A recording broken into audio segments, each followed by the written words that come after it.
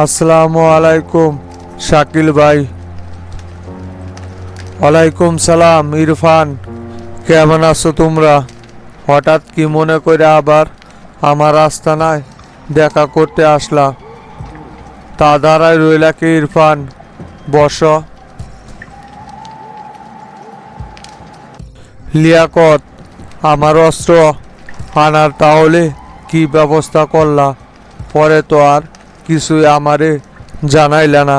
অস্ত্রগুলো তো যত তাড়াতাড়ি সম্ভব নিয়ে আসা দরকার। অস্ত্রগুলো আনলে আমি কোপা শামসুর উপর আক্রমণটা করতে পারি। ওই বিষয়ে আলোচনা করার জন্য ইরফান আর আমি আসলাম এই জায়গায়। তা আপনার যে ঢাকা আক্রমণ করার প্ল্যান ছিল, ওইটা কি করলেন? তাহলে কবে আপনি ঢাকা আক্রমণ করার প্রস্তুতি নিতে চাচ্ছেন? ভিতরে অলরেডি বোমা বানানোর কাজ চলতেছে। কাজটা হয়ে গেলেই আমরা ঢাকা শহর আক্রমণ করে বসব। দেশের যে পূর্ণ জনবহুল এলাকা রয়েছে সেইগুলোতে আমরা বোমাবাজি করে দেশে একটা আতঙ্ক তৈরি করতে চাইতেছি। শোনেন, নাগরিক পার্টির সভাপতি তরিকুলের সাথে আমার আলোচনা হয়েছে। ওরা অতি তাড়াতাড়ি সরকার পতন করার জন্য দেশে বড় ধরনের একটা আন্দোলন তৈরি করতে যাচ্ছে। আপনারা ওদের আন্দোলনের সাথে যুক্ত হয়ে দেশে এই অরাজকতাটা সৃষ্টি করবেন। আর এই ফাঁকে আমরা অস্ত্রগুলো দেশে ঢুকাবো। আমরা সব রকমের প্রস্তুতি নিয়ে এসেছি। যখন আপনারা আক্রমণ করবেন সেই ফাঁকে আমরা অস্ত্রগুলো দেশে চালান করে ফেলব। নাগরিক পার্টির সভাপতি তরিকুল কি আমাদের সঙ্গে নিয়ে এই আন্দোলনটা করবে? উনি কি আমাদেরকে সঙ্গে নিতে চাইবে নাকি? সেটা আবার শুনে দেখছো তো ওর কাছে। আমরা যেভাবে আন্দোলনটা করতে চাইতেছি, এতে করে তো দেশ এবং জনগণের অনেক ক্ষতির সম্মুখীন হইতে হইব। উনি তো রাজনৈতিক নেতা, উনি কি এই ধরনের ক্ষতি চাইবে দেশের? কি যে বলেন না, তরিকুলের হচ্ছে ক্ষমতা দখল করার পরিকল্পনা।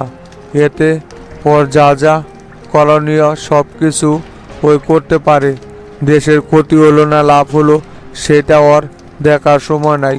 ওর একমাত্র উদ্দেশ্য হচ্ছে ক্ষমতা দখল করা এবং কোপা শামসুকে ধ্বংস করা। এতে ওর যা যা করণীয় সবই ওই করবে।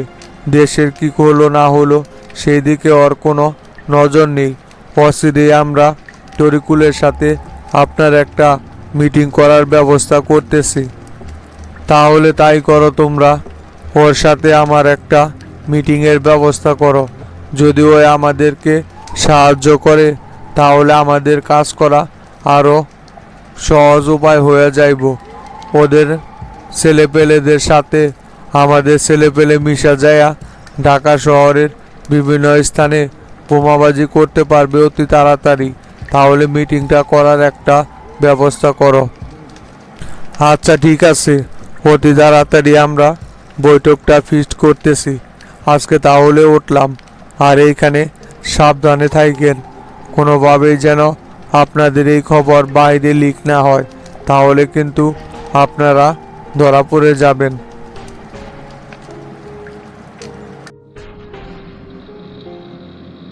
আসসালামু আলাইকুম তরিকুল ভাই।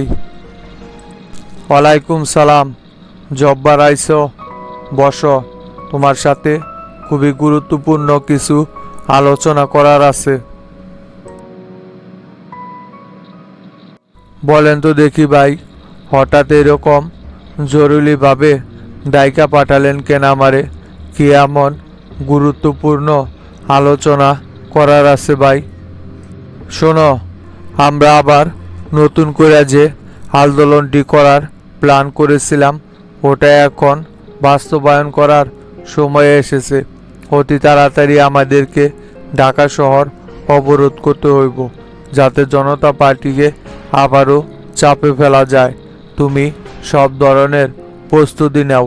আমরা নতুন করে আবার আন্দোলনে নামার চিন্তা ভাবনা করতেছি। ভাই, আন্দোলনে যে নামার চাইতেছেন, জনতা পার্টির জন্য তো মাঠে টিকায় যায় না। জনতা পার্টি তো আমাদেরকে মাঠে নামার আগেই মাঠ থেকে আউট করে দেয়। নেতাকর্মীদেরকে বিভিন্ন রকমের হামলা জামলা মামলা দিয়া সকলকেই জেলে বন্দি করে রেখেছে। এই মুহূর্তে আমরা কি শক্ত কোনো পদক্ষেপ নিতে পারবো ভাই? আন্দোলনে নাইমা উল্টা আরও মামলার শিকার হব না তো? শোনো জব্বার, এবার জনতা পার্টিতে গ্রুপিং চলতেছে। এটাই আমাদের জন্য পারফেক্ট সময় হবে ওদেরকে বিপদে ফেলার। তাছাড়া আমি স্বরাষ্ট্রমন্ত্রী মতির ছোট ভাই লিয়াকতের সাথে বলছিলাম আজকে, ওরা কোনো রকমের কোনো প্রতিরোধ গড়ে তুলবে না, বরং ঢাকা শহর অবরোধ করাতে ওরা আমাদেরকে গোপনে সাহায্য করে যাবে। তোমরা মোহাম্মদপুর দিয়ে প্রথম আক্রমণটি শুরু করবে, কারণ ওইখানেই জনতা পার্টির মেন ঘাঁটি হচ্ছে মোহাম্মদপুরের এরিয়া। আর ওই দায়িত্বে আছে সাবেক স্বরাষ্ট্রমন্ত্রী মতির ছোট ভাই লিয়াকত এবং হাদি সিদ্দিক এর ছেলে ইরফান। আর ওদের সাথেই আমি ডিল করেছি, ওরা ওইখানে আমাদেরকে কোনো রকমের কোনো প্রতিরোধমূলক আচরণ করবে না। আমরা যদি একবার মোহাম্মদপুরের এরিয়াটা দখল করতে পারি, তাহলে আমরা পুরো ঢাকা শহরের নিয়ন্ত্রণ নিতে পারবো অচিরেই। ভাই, আমরা যদি মোহাম্মদপুর আমাদের দখলে নিতে পারি, তাহলে অচিরে আমরা পুরো ঢাকা শহর আমাদের নিয়ন্ত্রণ নিতে পারবো। প্রতিবার তো মোহাম্মদপুরে আমরা প্রতিরোধের শিকার হই। এবার যদি লিয়াকত বা হাজি সিদ্দিকের ছেলে আমাদেরকে বাধা না দেয়, তাহলে মোহাম্মদপুর আমরা অতি তাড়াতাড়ি আমাদের দখলে নিতে পারবো। আর এই সাইড যদি দখলে নিতে পারি, তাহলে আমরা পুরো ঢাকা শহরের নিয়ন্ত্রণও নিতে পারবো। না, সেই ডিল তো আমরা করে ফেলেছি। কোনোভাবেই মোহাম্মদপুরে আমরা আর কোনো রকমের প্রতিরোধের শিকার হব না। ওইটা আমরা ইজিলি দখল করতে পারবো। শুধু মোল্লা গ্রুপকে আমাদের জামিনে যে কোনো উপায়ে বের করতে হবে, তাহলেই সব সমস্যা সমাধান হয়ে যাবে। আর আমরা যদি ঢাকা শহর অবরোধ করে ফেলতে পারি, তখন সারা বাংলাদেশ আস্তে আস্তে অবরোধ করতে বেশিক্ষণ সময় লাগবে না। জনতা পার্টিকে এবার চারদিক দিয়ে চেপে ধরতে হবে। জনতা পার্টিতে এখন ভাঙনের সুর চলতেছে। কোপা শামসু গ্রুপিং রাজনীতি করতেছে সবাই চায় যে কোপা শামসুকে যেন জনতা পার্টি থেকে সরানো হয়। এটাই আমাদের মোক্ষম সুযোগ। ভাই, এবার শামসুই তো সবচাইতে বড় ঝামেলা। ওর জন্যই তো প্রতিবার আমরা আন্দোলনে সফল হইতে পারি না। শামসুরে যদি জনতা পার্টি থেকে সরাইতে পারতাম, তাহলে এতদিন জনতা পার্টিকে পথে নামানো আমাদের পক্ষে কঠিন কোনো কাজ হতো না। যদি শামসুরে একবার জনতা পার্টি থেকে কোনোভাবে সরানো যায়, তাহলে সরকারকেও আমরা সরাতে পারবো। তোমারে কি বললাম আমি? জনতা পার্টিতে ভাঙনের সুর চলতেছে। যদি আমরা এবারের আন্দোলনে সরকার পতন নাও করতে পারি, তবুও আমাদের জন্য এই আন্দোলনটা লাভজনক হবে। কারণ এবার আন্দোলনটা লাগলে সম্পূর্ণ দোষ কোপা শামসুর উপর যায় পড়বে। জনতা পার্টির প্রেসিডিয়াম সদস্যরা কোপা শামসুকে দেখতে পারে না, তখন প্রেসিডেন্ট বাধ্য হয়েই কোপা শামসুকে জনতা পার্টি থেকে বহিষ্কার করবে। আর পরবর্তীতে আমরা আন্দোলন করে তখন জনতা পার্টিকে ক্ষমতাচ্যুত করতে পারবো। কারণ তখন আর কোপা শামসুর প্রতিরোধ মুখোমুখি আমাদের হতে হবে না। তাই এবার আমরা আন্দোলনে আশা করি 100% লাভবান হবই। তুমি ছেলে পেলে খবর দাও। আচ্ছা ভাই, ঠিক আছে, তাহলে আমি ছেলেপেলেদেরকে খবর দিচ্ছি। ওদেরকে একত্রিত করে আমরা 2-1 ভিতরেই আন্দোলনে নেমে পড়ব। আর শোনো, অ্যাডভোকেট মুজাম্মেল হককে আমার সাথে একটু দেখা করতে বইল তো।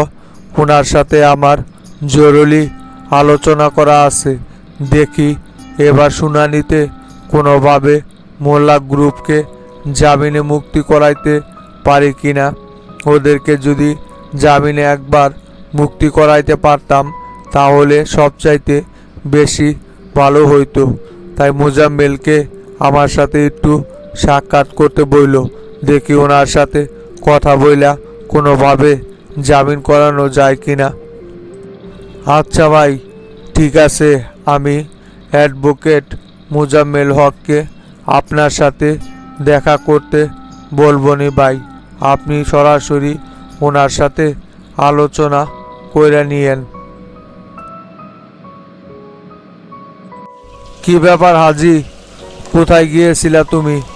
কতক্ষণ যাবৎ তোমাকে খুঁজতেছি, কোনো জায়গায় তোমার কোনো খোঁজ খবর নাই, মতিও নাই। তোমরা দুইজনে মিলা কোথায় গিয়েছিলা হঠাৎ? না না ভাই, আমরা তো বারান্দার ওইদিকে ছিলাম। মতি আর আমি ওইখানেই আলোচনা করলাম। তা কি ব্যাপার, এত ইমার্জেন্সি আমাদের তলব করতেছেন কেন আপনি? জরুরি কি কোনো খবর আছে নাকি বাইরে থেকে ভাই? হাজি, কিছুক্ষণ আগে অ্যাডভোকেট মুজাম্মেলের সাথে সাক্ষাৎ করলাম। আমাদের জন্য ওকালতনামা নিয়ে আইছে উনি, কাউন্টারে রাখা আছে। রবিনরে পাঠাইছি ওকালতনামা নিয়ে আসার জন্য। ওইখানে মতি আর তোমার সাইন করে দিতে হইব। আগামী রবিবার আমাদের শুনানির ডেট পড়ছে আবার।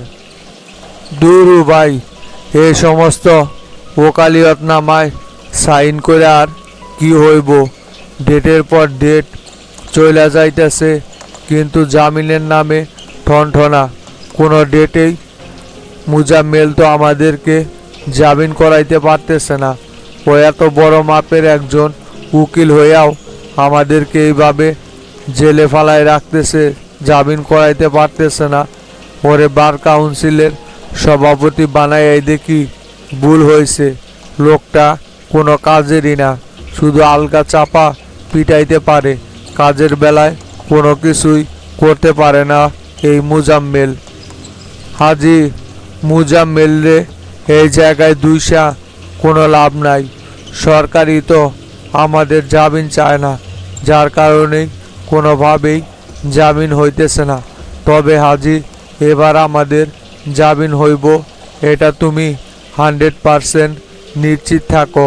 কারণ এবার প্রেসিডেন্টও নাকি আমাদের জামিন চাইতেছে।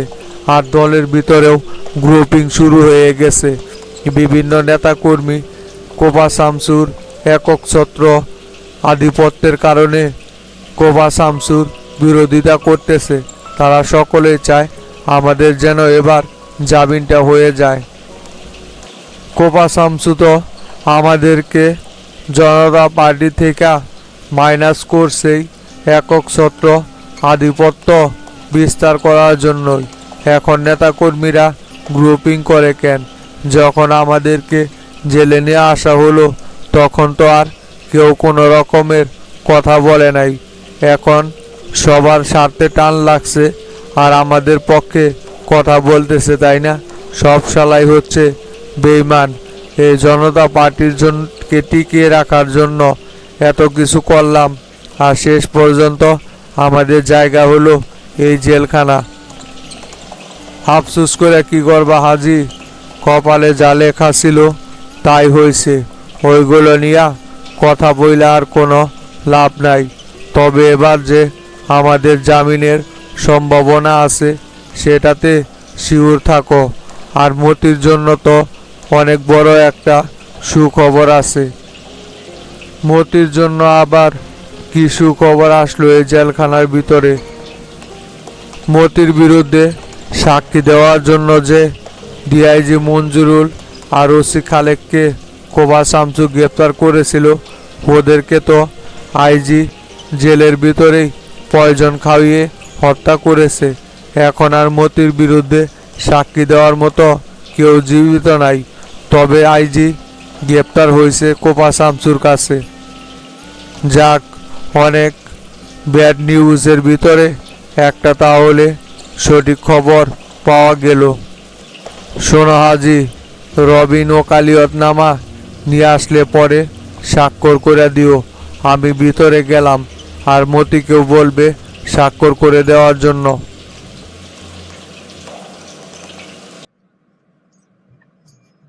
আসসালামু আলাইকুম মাস্টার সাহেব।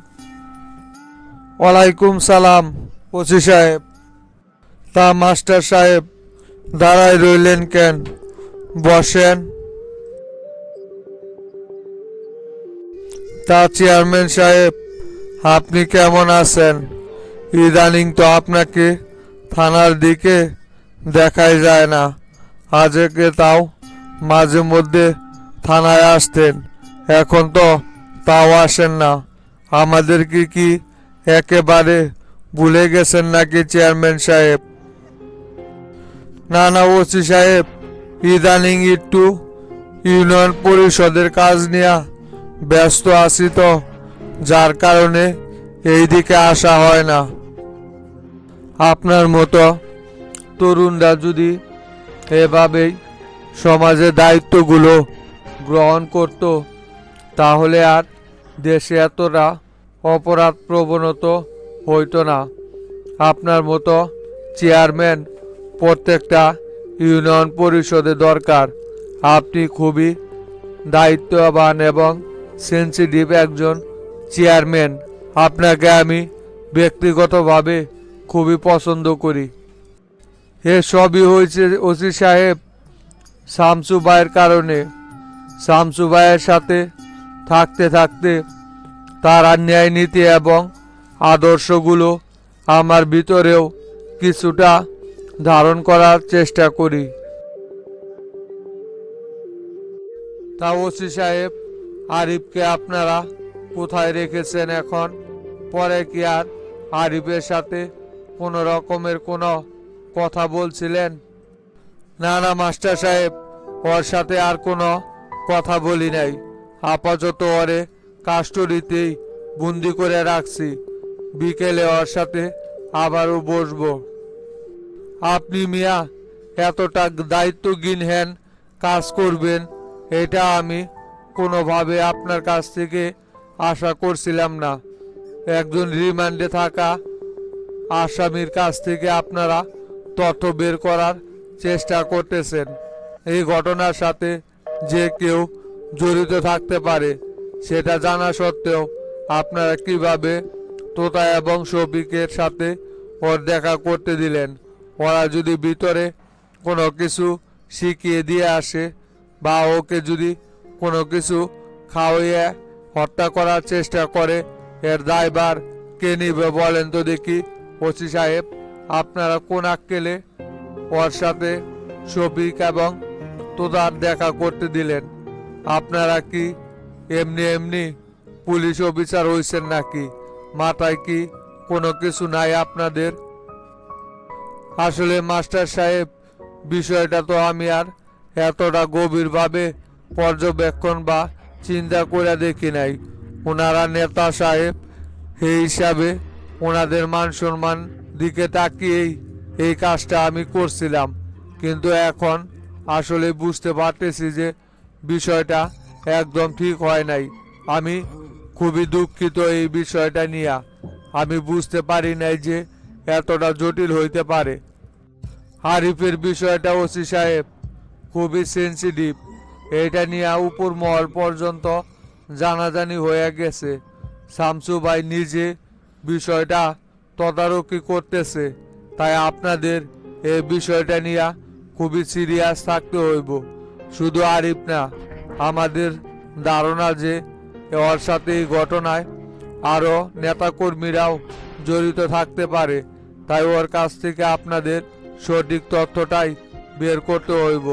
কোনো রকমের কোনো যেন গড়বড় না হয়। সেই দিকে লক্ষ্য রাখবেন।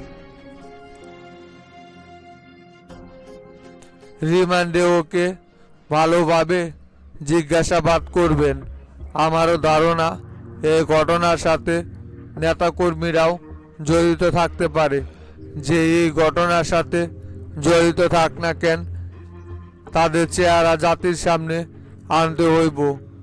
জনগণের এতগুলো টাকা মেরে দিছে, অবশ্যই এটার সঠিক একটা বিচার হওয়া দরকার। আপনি রিমান্ডে ওদেরকে কে কে সাহায্য করছে এই ঘটনার সাথে আর অন্য কেউ জড়িত আছে কিনা সেটা ভালোভাবে খতিয়ে দেখবেন। আচ্ছা ঠিক আছে মাস্টার সাহেব, এই ঘটনার সাথে যদি অন্য কেউ জড়িত থাকে তাহলে সেটা আরিফের মুখ দিয়ে অবশ্যই আমি স্বীকার করাবো। আপনারা এই বিষয় নিয়ে কোনো টেনশন করবেন না। ওর সাথে যেই যেই জড়িত থাক না কেন সকলের মুখোশ উন্মোচন করে ছাড়বো। আরিফকে দিয়ে আমি কথা বের করে ছাড়বই। আজকে বিকেলেই ওর সাথে আবার আমি বসতেছি। আপনারা এই বিষয় নিয়ে কোনো রকমের কোনো টেনশন করিয়েন না। তদন্ত সঠিকটাই হইব, কোনো রকমের কোনো ছাড় দেওয়া হইব না। আচ্ছা ঠিক আছে, থাকেন তাহলে আপনারা। আমি আর আরিফের সাথে দেখা করলাম না। আপনাকে যা বললাম সেইভাবে আপনি কাজ করেন। এখন তাহলে আমরা আসি। পরে কি হয় না হয় সেই আপডেট আমাকে জানাবেন। আরিফ যদি কারো নাম স্বীকার করে তাহলে তাকে গ্রেপ্তার করতে 1 মিনিটও দেরি করবেন না, সাথে সাথে তারে গ্রেপ্তার করে ফালাইবেন। উঠলাম তাহলে, পরে আবার কথা হবে নি।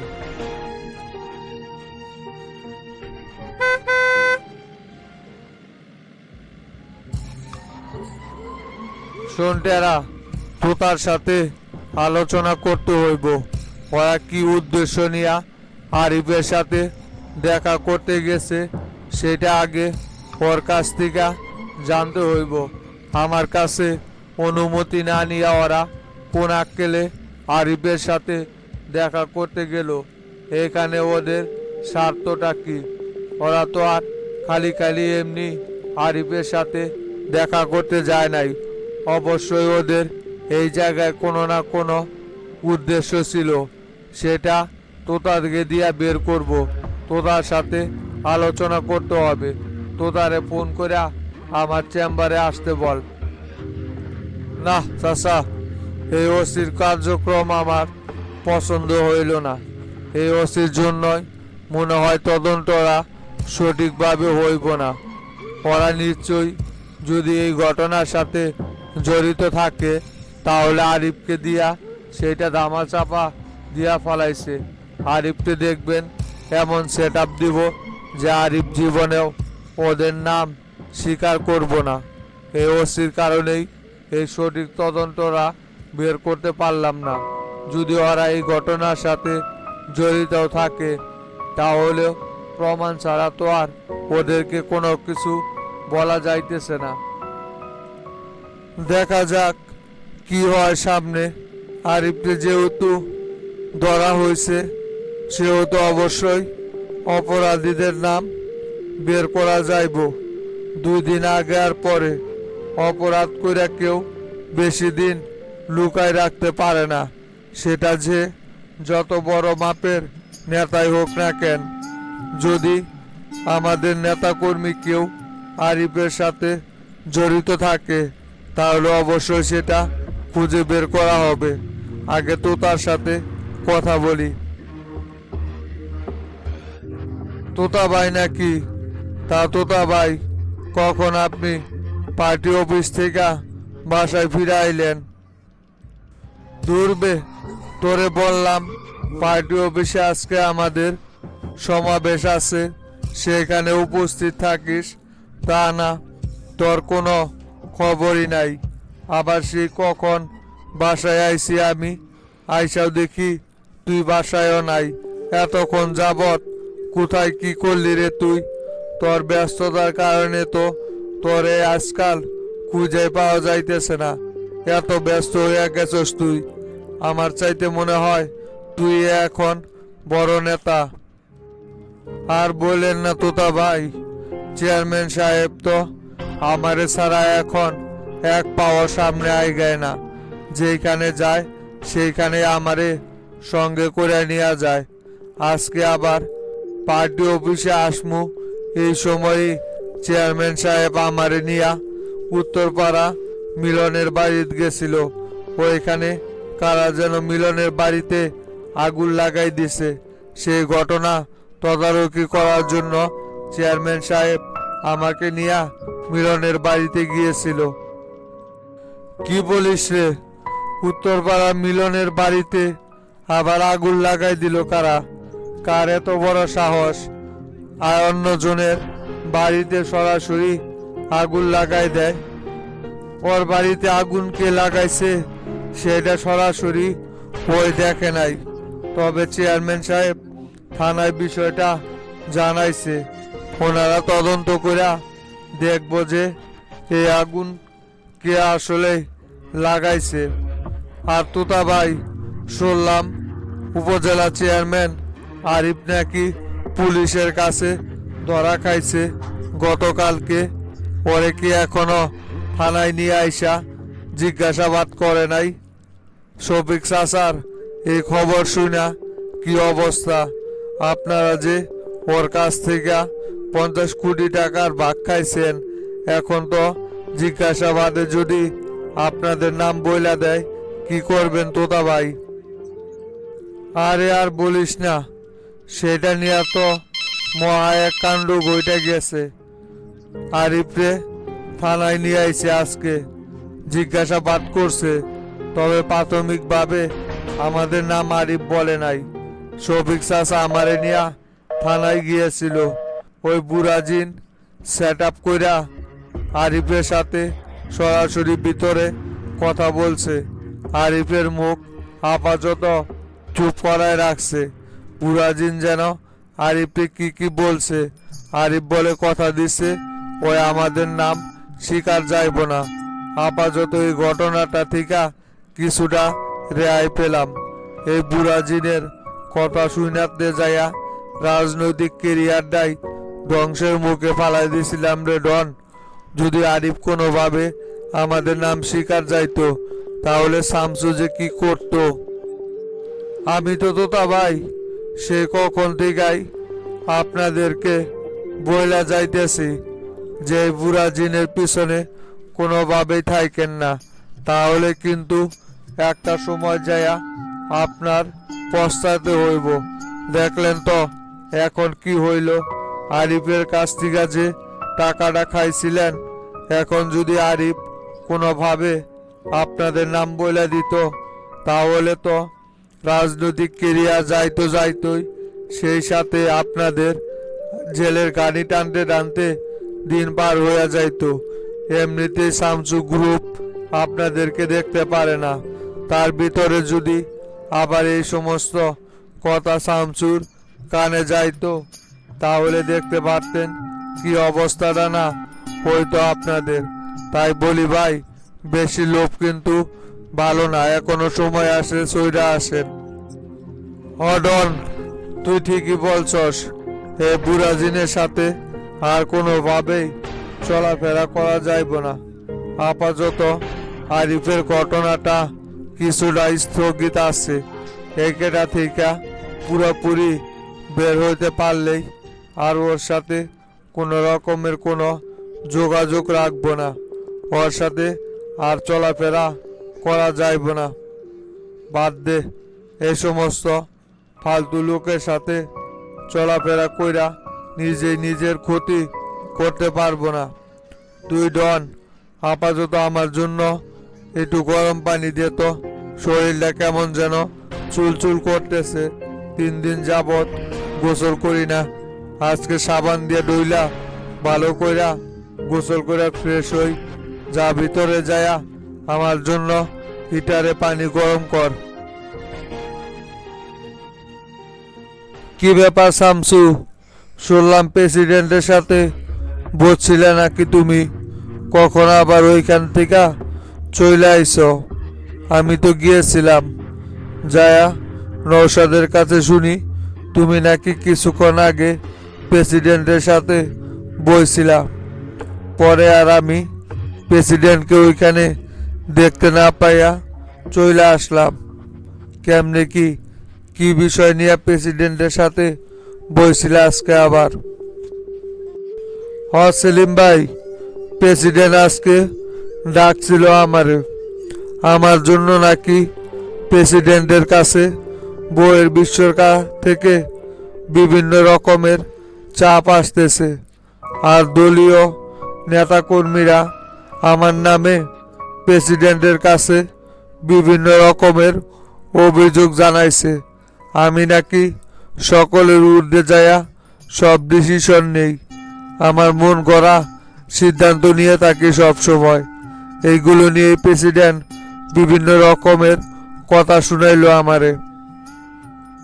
শামসু, ইদানিং কিন্তু প্রেসিডেন্টের সিদ্ধান্ত আমার কাছে খুব একটা ভালো লাগতেছে না।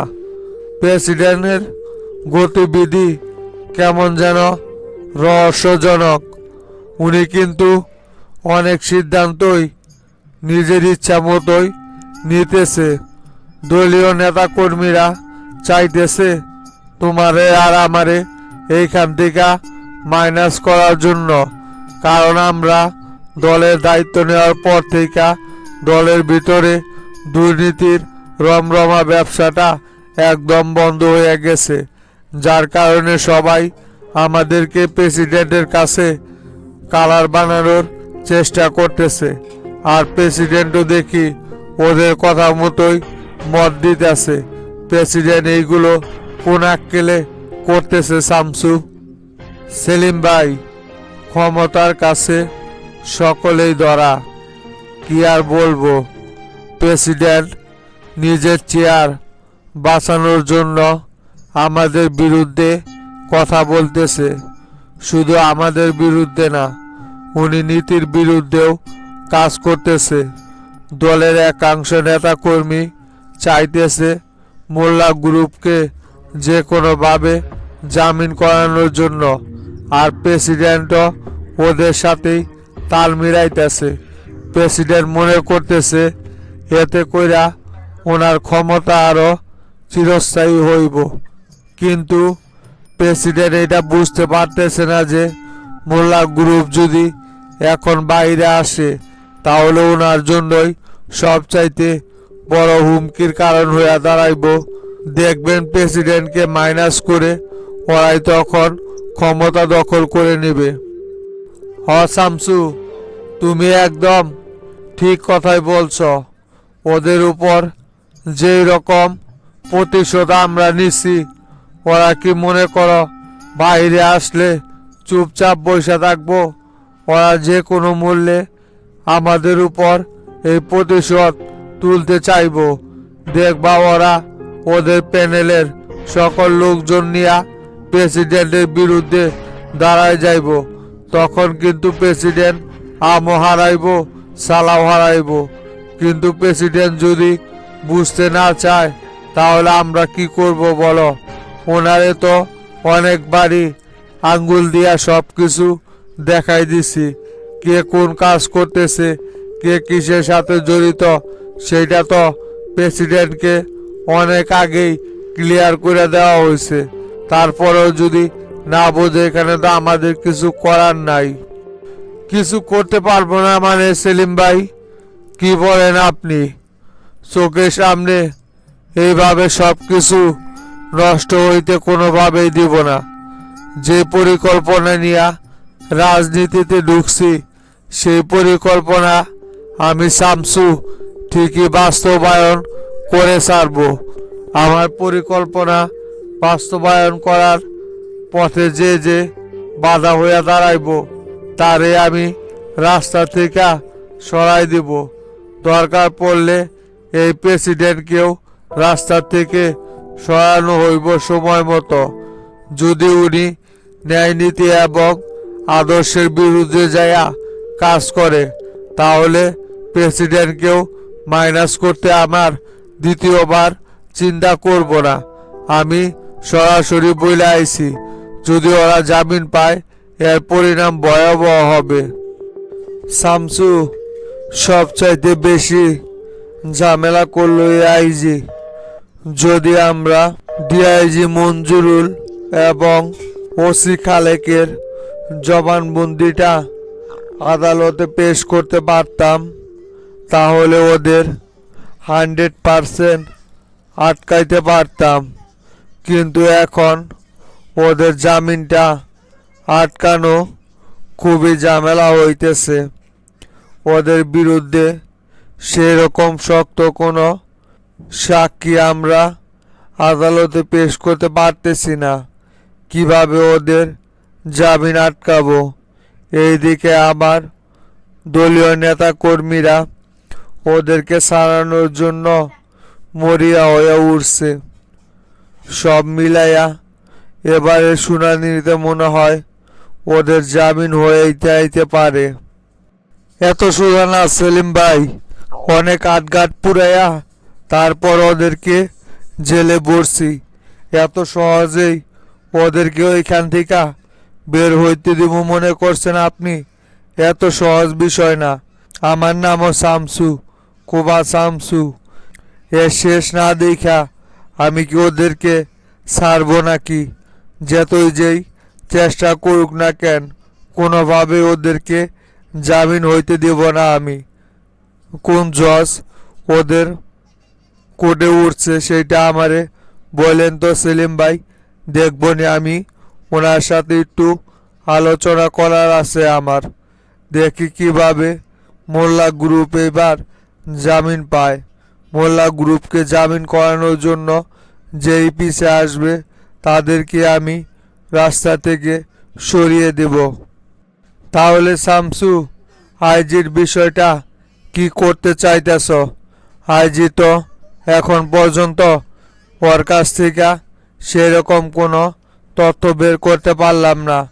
আগেও যা বলছে প্রতিবারই আইজি ঠিক এই কথাই বলে যাচ্ছে।